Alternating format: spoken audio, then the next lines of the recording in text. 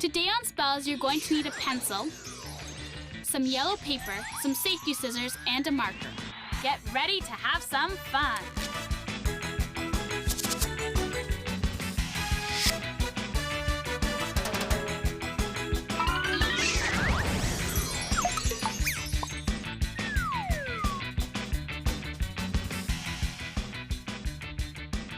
Hey, Jay. Yeah, Birch? Do you want to get started on the show? Do you mind doing that? I'm kind of busy here. Okay. Hey everyone, welcome to Spellz. I'm Bridget and the chatty guy over there is Jay. Say hello to the wonderful people, Jay. Hello, wonderful people, Jay. Today's show is all about optical illusions. An optical illusion is when a shape, color, or line can look different. Bridget, have you seen this? Look. When I hold it out of the water, it's straight, but when I put it in, it looks bent. That's an optical illusion. The water is making the straw look bent. The straw isn't actually bent. Exactly. In fact, a lot of great magic tricks use optical illusions. So let's make some magic.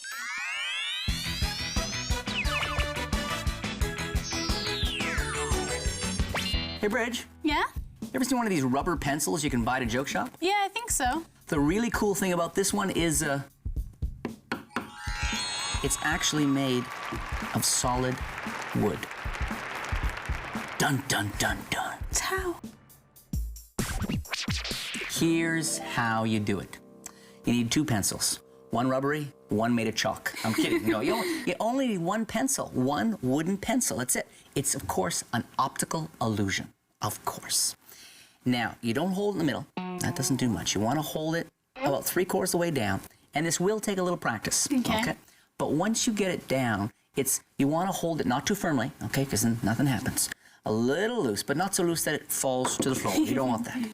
Okay, so you're here, a little loose, a little bit of practice in the mirror, and you'll get a nice kind of rubber pencil illusion going. It's quite deceptive. Can you do this with a pen too? You can do it with a pen.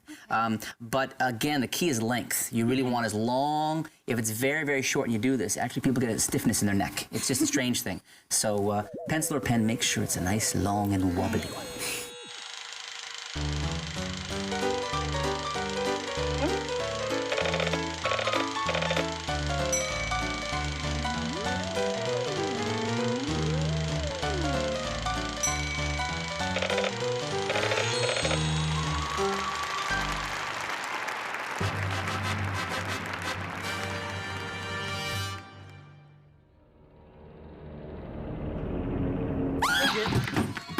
Do you know what an enterologist is? What? An enterologist. A penguin or someone who fixes doors? Well, it's not a penguin. And it's not someone who fixes doors.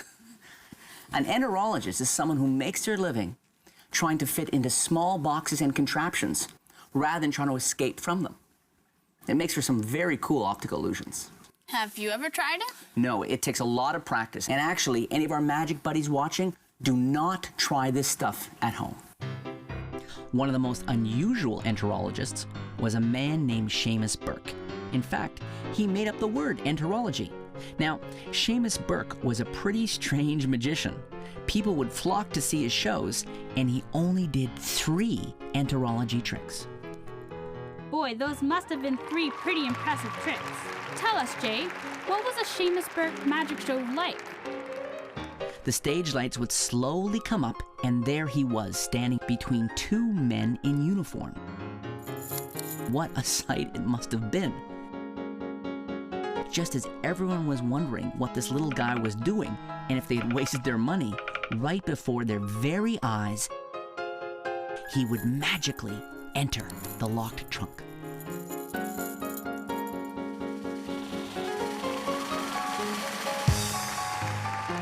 Just like that? Just like that. We don't know how he did it, but this much is certain. It amazed everyone. For most of the people in the audience, it was unlike any trick they had ever seen before.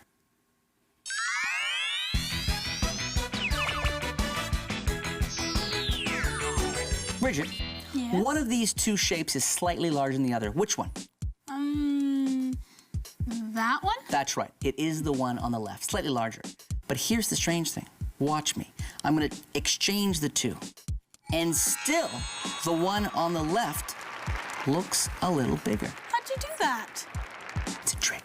Shh. Here's how you do it. This is a very old classic optical illusion. It's not that this one's a little bit smaller than this one, or this one's a little bit bigger than this one. The reality is they're the exact same size. But there's something about the shape, the arch on both sides of them, and the angles on the ends that always make it look like the one on the right is always the bigger one. Though to you, at home, it would be your left.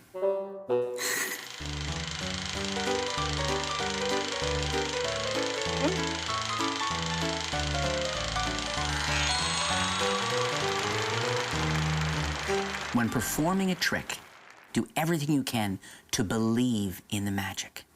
When you put a coin in your hand and secretly hold it in the other hand, believe it's still in that hand.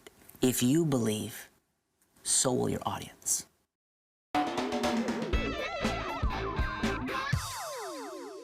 Hey, Jay, do you know what causes a mirage? Actually, I don't know, Bridge, but can you remind us what a mirage is? Sure. It's something you think you see, but that isn't actually there. Something you think you see that isn't actually there. So a mirage is like a magic trick. Jay, have you ever been on a long car trip with your family during an especially hot spell? Mm-hmm. And you think you see water in the distance, but when you get closer, it isn't actually there? Yes. Well, that's a mirage. Mirages occur when light rays from the sky change as they pass through different layers of air. Thanks so much for explaining that, Bridge. I gotta admit, I always wondered.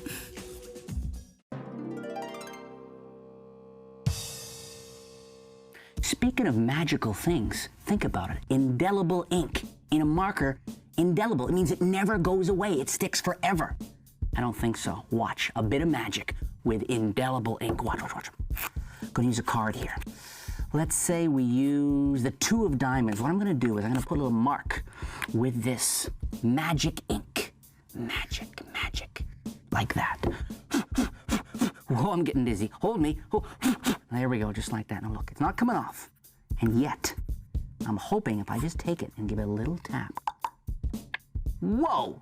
Just like that, it comes right off the face of the 2 of diamonds. And of course, now it's on the back of another card, in this case, the Jack of spades. Now, keep in mind, look, it's not coming off, okay? But I can take it and give a little flick, and it jumps right off the back of the 2 and lands now on the back of another card, in this case, the 4 of spades. But I know what you're thinking. Can he get the magic ink back on the 2? Yes, I can. Look. Gonna take the 2. Give a little tippy-tappy 2, and just like that, let's try that again. Hold on. Just drag it, little tippy-tappy 2, and just like that, yep, right as I said, back on the 2. But here's the cool part. I can take it. Sorry, card. Tear it in half, and just a little wiggle and look. Not just 1, but 2. Remarkable. Something with nothing. You're saying, that's not nothing, Jay. Those are washers. But the magic doesn't happen with the washers. It happens with the holes in the washers. Look, I'm gonna take one of them and slip it inside the envelope. And we'll leave the envelope right there on the table. The other one, I need you to keep an eye on. Watch the hole.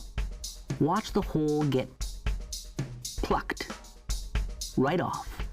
Throw it down towards the other one. And with any luck, look inside the envelope now.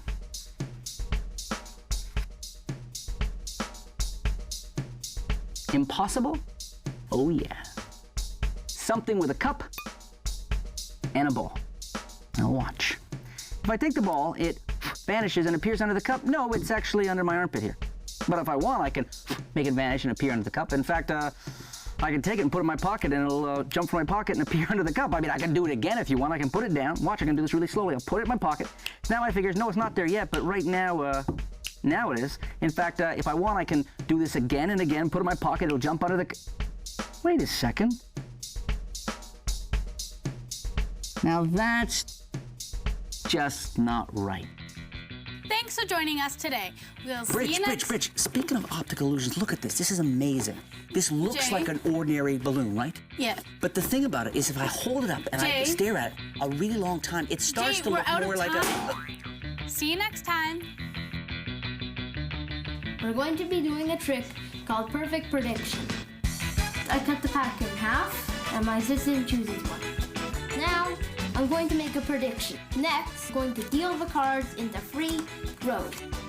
2, a 5, and a jack. Now, I flip the cards. A 2, a jack, and a 5. A perfect prediction.